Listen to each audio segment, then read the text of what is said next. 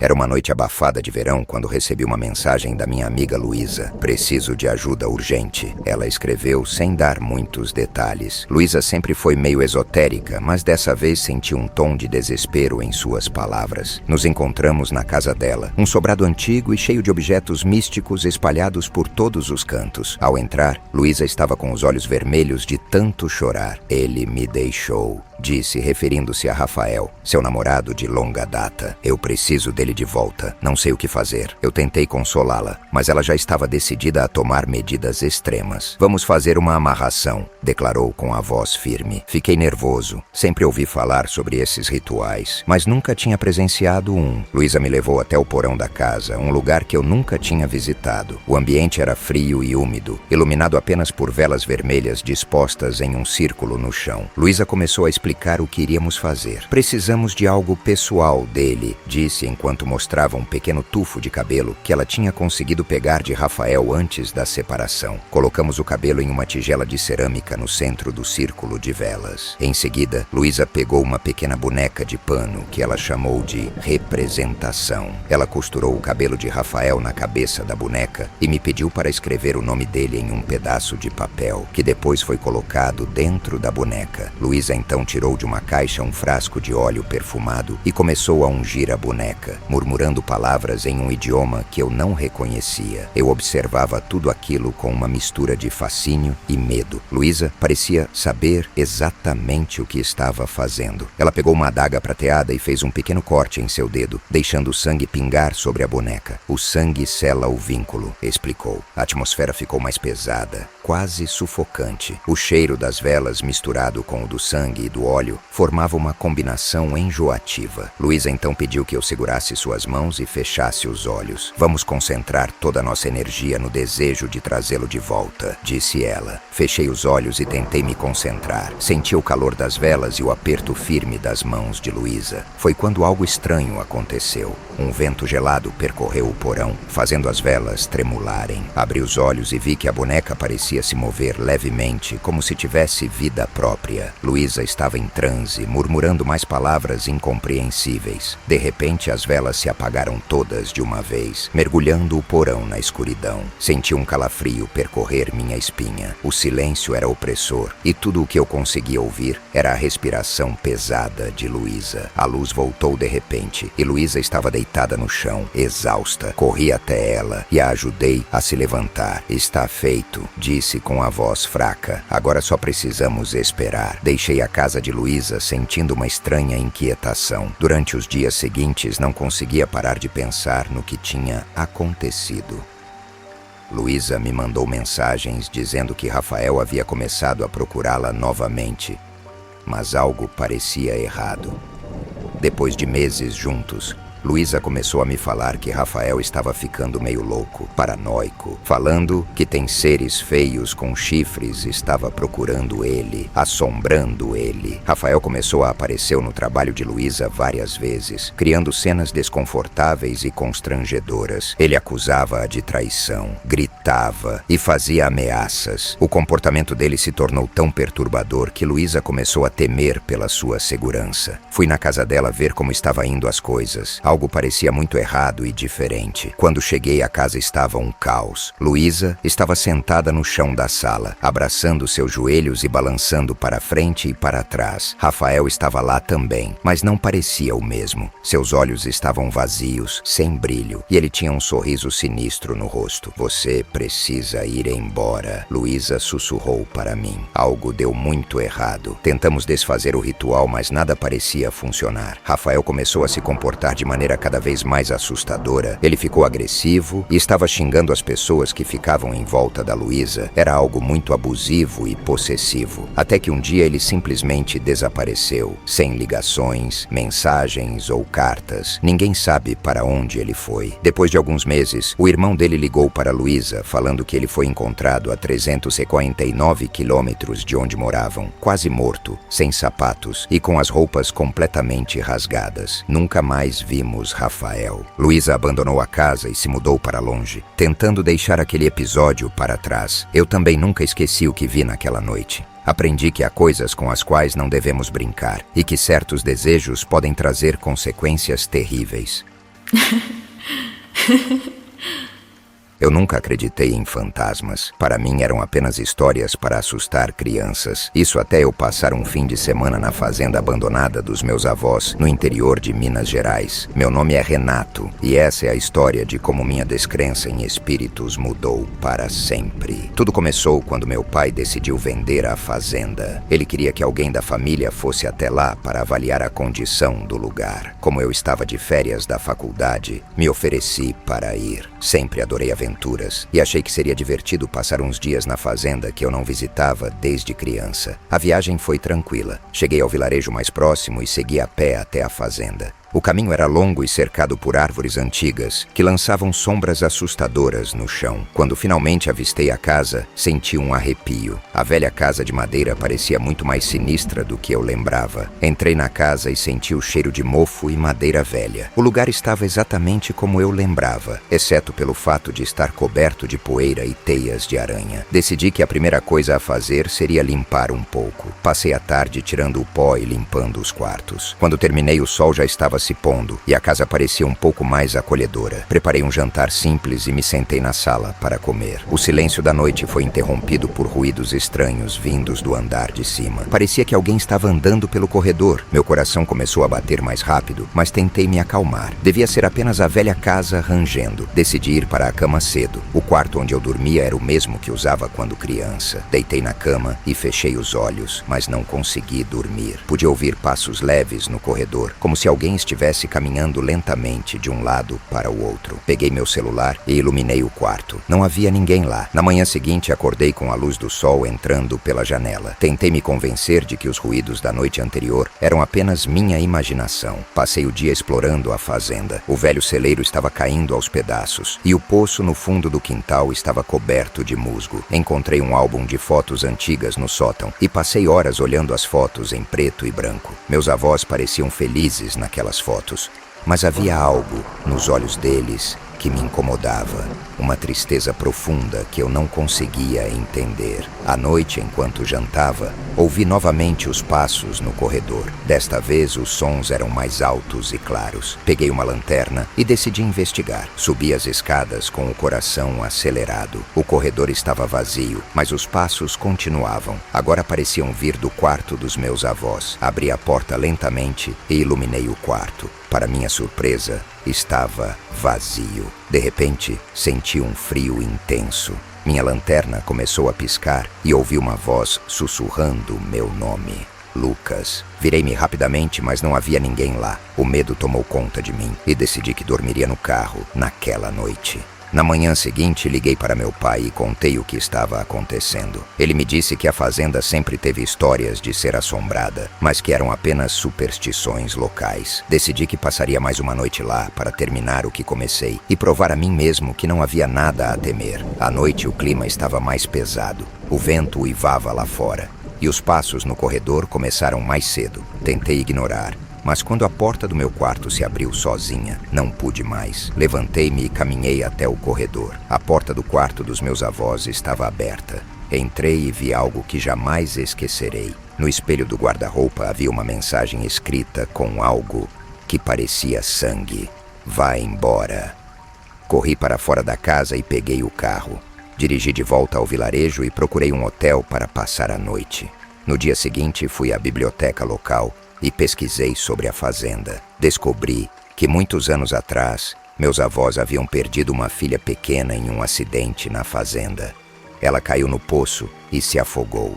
Quando liguei para meu pai novamente e contei o que havia descoberto, ele finalmente revelou a verdade. Meus avós encobriram o acidente, temendo que as autoridades locais tomassem alguma medida severa contra eles. Eles nunca superaram a culpa e a tristeza pela morte da filha, e talvez por isso a fazenda tenha se tornado um lugar tão sombrio e cheio de histórias assombrosas. Com o coração pesado e a mente cheia de dúvidas, voltei à fazenda uma última vez para pegar minhas coisas. Senti uma presença ao meu redor, mas desta vez, ao invés de medo, senti uma profunda tristeza. Peguei o álbum de fotos e me despedi da casa. Nunca mais voltei lá. Hoje acredito em fantasmas e sei que alguns lugares guardam segredos que nunca devem ser revelados. A fazenda dos meus avós é um desses lugares e eu aprendi isso da pior maneira possível.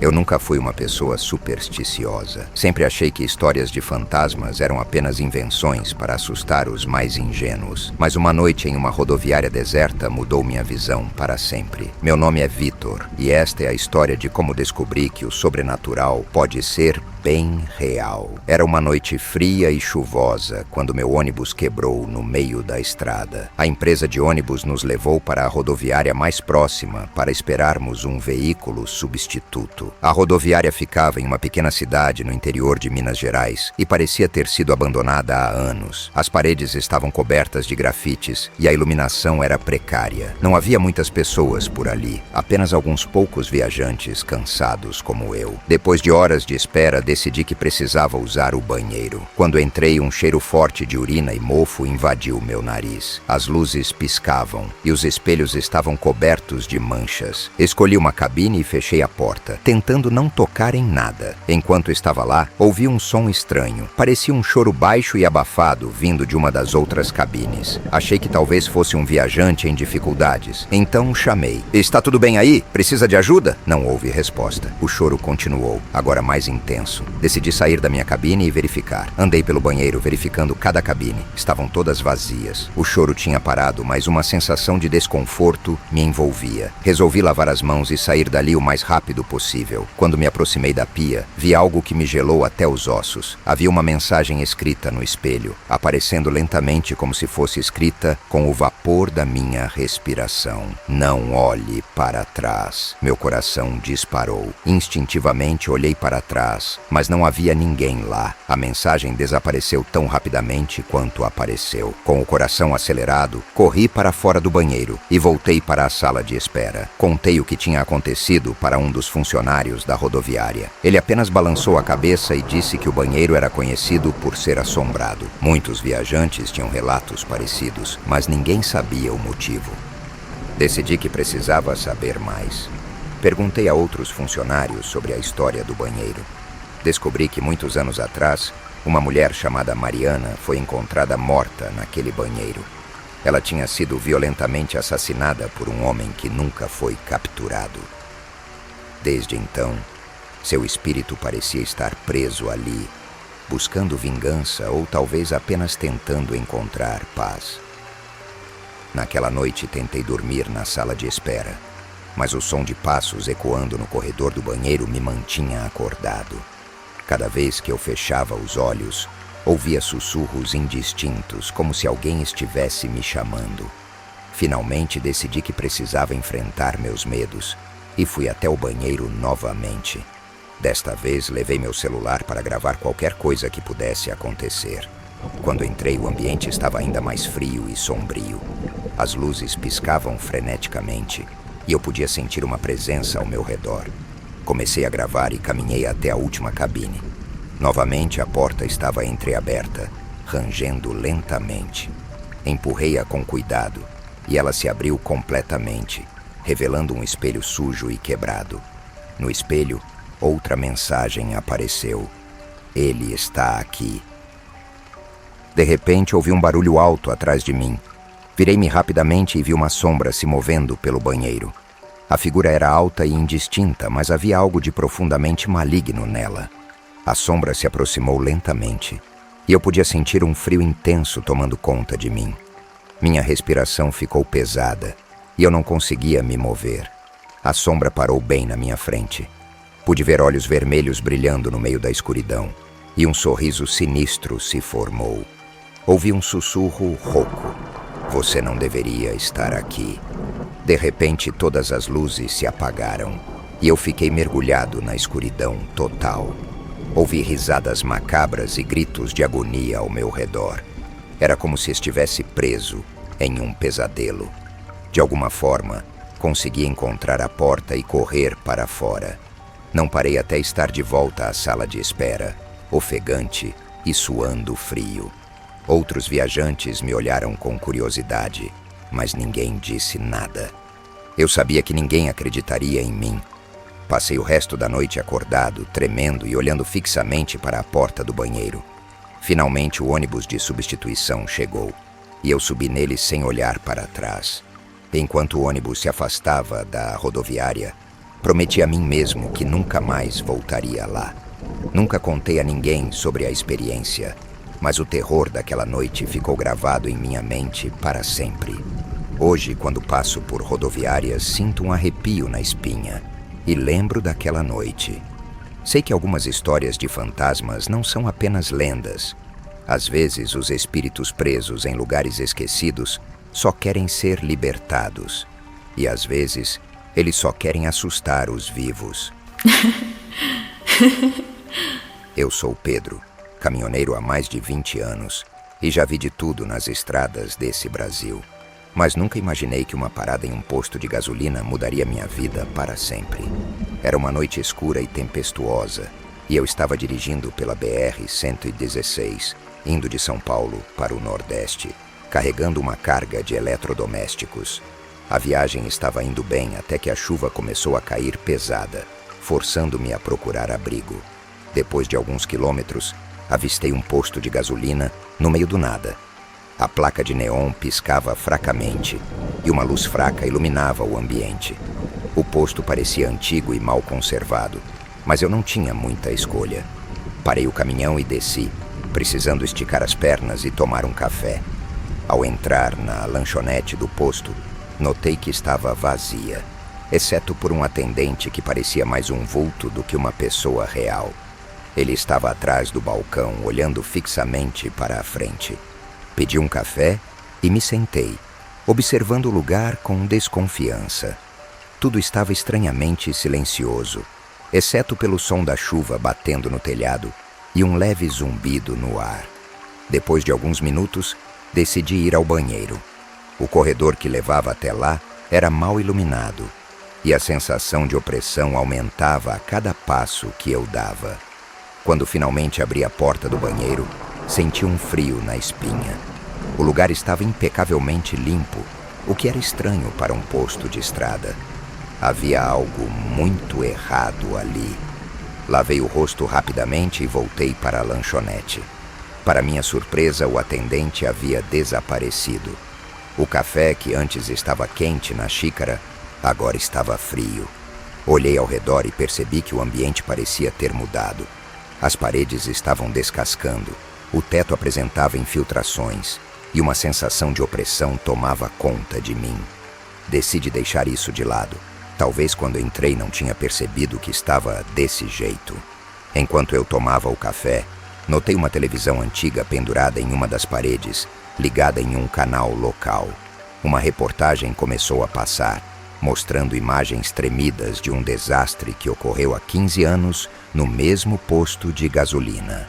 As bombas de combustível explodiram por causa de um acidente com um cigarro, engolfando a loja de conveniência em chamas e carbonizando os carros que estavam abastecendo.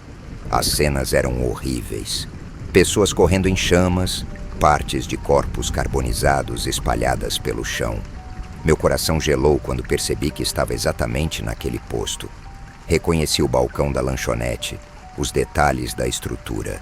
Sem pensar duas vezes, levantei-me rapidamente da mesa e corri para fora, ignorando o café que ainda estava quente na minha xícara. Quando cheguei ao lado de fora, vi os caminhões estacionados ali. Estavam cobertos de poeira e com os pneus murchos claramente abandonados há anos. O ar ao redor parecia pesado, carregado com uma energia sombria que não estava presente antes. A chuva continuava caindo implacavelmente, mas agora eu sentia algo mais, uma presença inexplicável e sinistra. Foi quando comecei a ouvir gritos distantes, ecoando na minha mente como um eco distorcido do passado. Pessoas pedindo socorro, gritos desesperados. Entrei em pânico e corri de volta para o meu caminhão, desesperado para escapar daquele lugar amaldiçoado. Fechei a porta e tratei de ligar o motor. Para minha agonia, o caminhão não ligou na primeira tentativa. Eu continuei tentando, meu coração batendo descontroladamente no peito. Desesperado, desci do caminhão e comecei a procurar alguém que pudesse me ajudar. Foi então que vi um vulto se aproximando lentamente. Era um homem alto, com roupas rasgadas e um olhar vazio. Ele parou a poucos metros de mim e com uma voz rouca disse: "Você não deveria estar aqui." Senti um calafrio percorrer minha espinha. Tentei falar, mas as palavras não saíam. O homem deu mais um passo em minha direção e eu finalmente consegui me mover. Corri de volta para o caminhão, fechando a porta e trancando-a. O vulto permaneceu parado, apenas me observando. Depois de alguns minutos de puro terror, tentei ligar o caminhão novamente. Dessa vez o motor roncou e pegou. Acelerei saindo daquele posto amaldiçoado o mais rápido que pude. Pelo retrovisor vi o vulto desaparecer na escuridão. Aquela noite me assombra até hoje. Nunca mais passei por aquele trecho da estrada, e sempre que ouço falar de caminhoneiros desaparecidos, lembro do posto assombrado. Talvez eu tenha tido sorte de escapar com vida, mas toda vez que fecho os olhos, vejo aquele vulto e ouço aquela voz rouca, me dizendo que eu não deveria estar lá. Depois dessa noite, minha vida nunca mais foi a mesma. Passei a ter pesadelos recorrentes, sempre voltando ao mesmo posto de gasolina, enfrentando o mesmo vulto ameaçador e as almas dessas pessoas que morreram de forma tão absurda.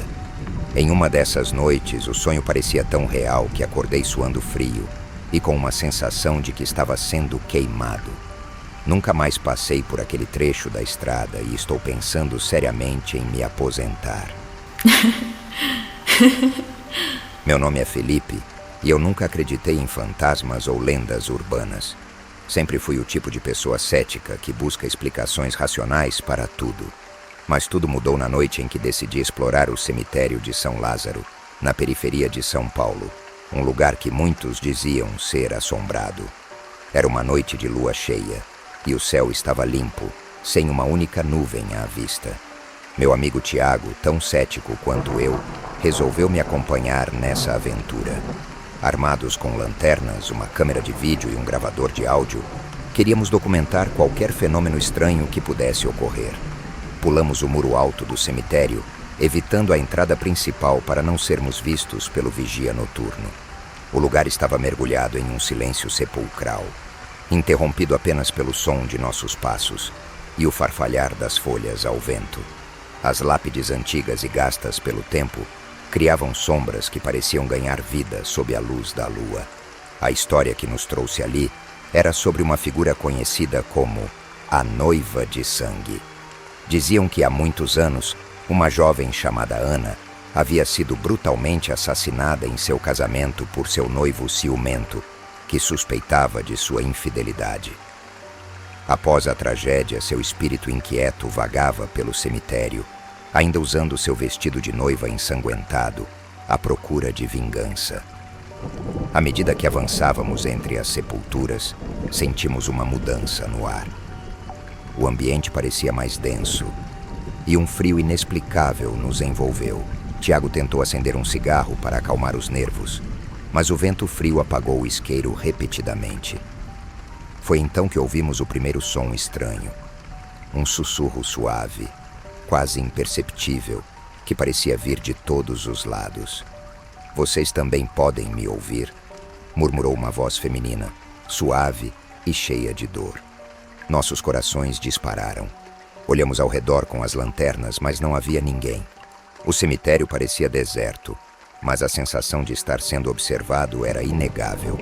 Decidimos seguir na direção de um mausoléu que parecia mais antigo que os demais, suas paredes de pedra cobertas de musgo e rachaduras. Enquanto nos aproximávamos, notamos algo estranho no chão, marcas de sangue seco que levavam até a porta do mausoléu. Tiago estava no chão, contorcendo-se como se estivesse sendo atacado por forças invisíveis. Desesperado, tentei recitar uma oração que minha avó me ensinou quando era criança. As palavras saíram entrecortadas pela dor, mas pareciam ter algum efeito. Ana parou, seus olhos vazios agora, cheios de confusão. A dor diminuiu e a pressão no meu peito aliviou.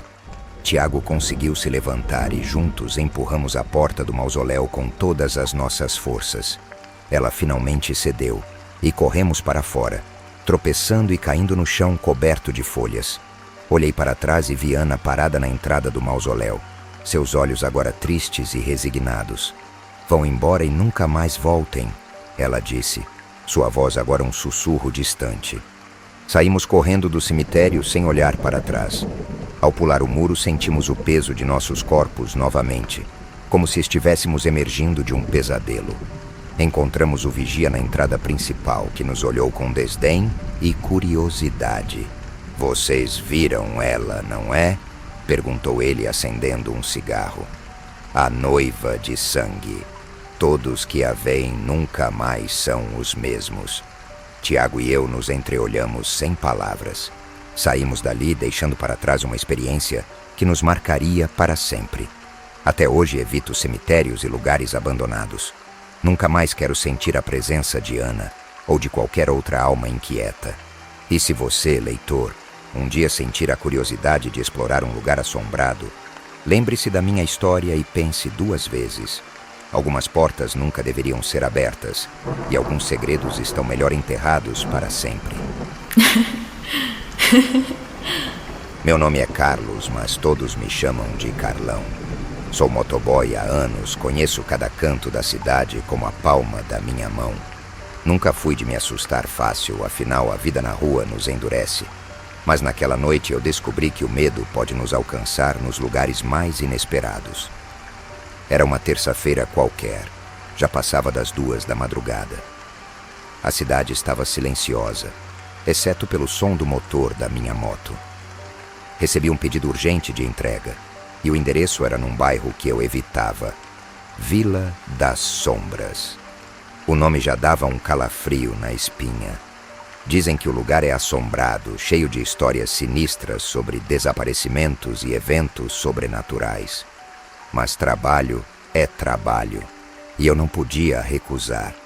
Cheguei na entrada da vila e senti um peso estranho no ar.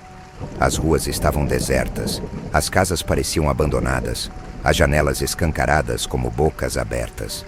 Segui o GPS até uma casa no fim da rua, número 666. Parecia a saída de um pesadelo. Paredes descascadas, o portão enferrujado rangendo ao vento. Estacionei a moto e peguei a mochila térmica com a comida. Antes de bater na porta, ouvi um som abafado, como um gemido. Olhei em volta, mas não vi ninguém. Imaginações, pensei, tentando afastar o desconforto. Bati 3 vezes. Nada. Tentei mais uma vez, e a porta se abriu sozinha, como se estivesse me convidando a entrar. Do outro lado, a escuridão era tão densa que parecia engolir a luz do meu celular. Alô? Chamei, tentando não mostrar que estava assustado. Nenhuma resposta. Resolvi dar um passo para dentro, sentindo o piso de madeira ranger sob meus pés. A casa cheirava a mofo e algo mais. Algo metálico, como sangue. De repente, a porta se fechou com um estrondo atrás de mim, e todas as luzes se apagaram. Meu coração disparou, e eu só consegui ouvir a minha própria respiração. Liguei a lanterna do celular e vi algo que me gelou até os ossos. Marcas de garras nas paredes, como se algo estivesse tentando escapar dali. Avancei devagar. Cada sombra parecia se mover. O corredor parecia mais longo do que o normal. As portas dos quartos estavam entreabertas, mas eu não tinha coragem de olhar. Finalmente cheguei à cozinha, onde uma única vela estava acesa, iluminando um bilhete sobre a mesa. Com a mão trêmula, peguei o papel. Estava escrito em letras trêmulas: "Por favor, ajude-me.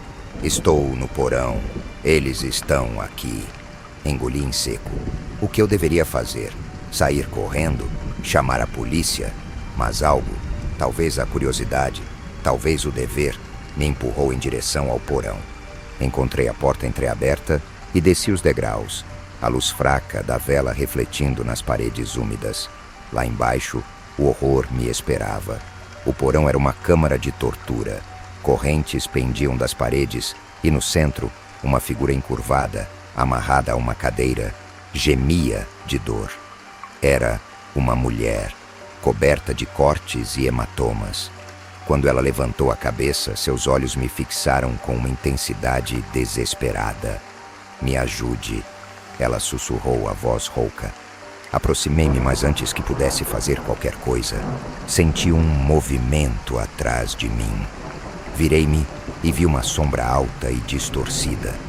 Parecia humana, mas seus olhos eram 2 buracos negros e seus dentes brilhavam à luz da vela. Era como se a escuridão tivesse ganhado forma. Tentei correr, mas minhas pernas pareciam paralisadas.